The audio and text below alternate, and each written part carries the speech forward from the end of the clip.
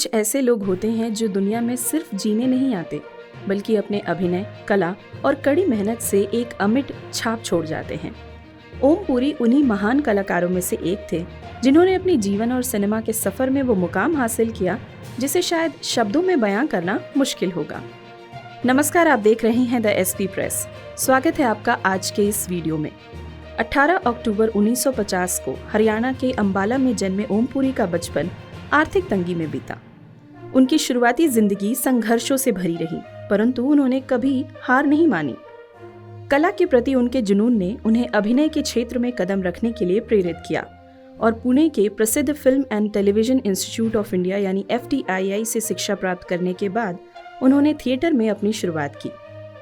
ओम पुरी ने न सिर्फ हिंदी फिल्मों में बल्कि पंजाबी, ब्रिटिश और अमेरिकी फिल्मों में भी अपनी अदाकारी से सभी को प्रभावित किया। उनकी पहली फिल्म घासीराम कोतवाल 1972 में आई थी, जो मराठी नाटक पर आधारित थी, और इसके बाद उन्होंने आक्रोश जैसी फिल्मों में काम किया जो उनके करियर में मील का पत्थर साबित हुई। उनकी भावनात्मक गहराई और सादगी से भरे हुए किरदारों ने उन्हें सिनेमा के उन अभिनेताओं में शुमार किया जो किरदारों में जान डाल देते थे। ओम पुरी ने समानांतर सिनेमा की बुनियाद को मजबूत किया। उनकी अर्ध सत्य, मिर्च मसाला और तवायफ ये फिल्में आज भी याद की जाती हैं। सिर्फ भारतीय सिनेमा ही नहीं बल्कि अंतर्राष्ट्रीय स्तर पर भी ओम पुरी ने अपनी पहचान बनाई। उन्होंने city of Joy, east is east और द 100 फुट जर्नी जैसी अंतर्राष्ट्रीय फिल्मों में भी शानदार प्रदर्शन किया। ओम पुरी का सिनेमा में योगदान अतुलनीय है।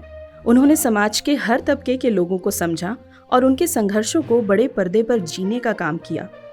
उनके किरदारों में जीवन की सच्चाई और संवेदनशीलता का जो मिश्रण था, वो आज भी हमें उनकी अदाकारी की जादू को महसूस कराता है।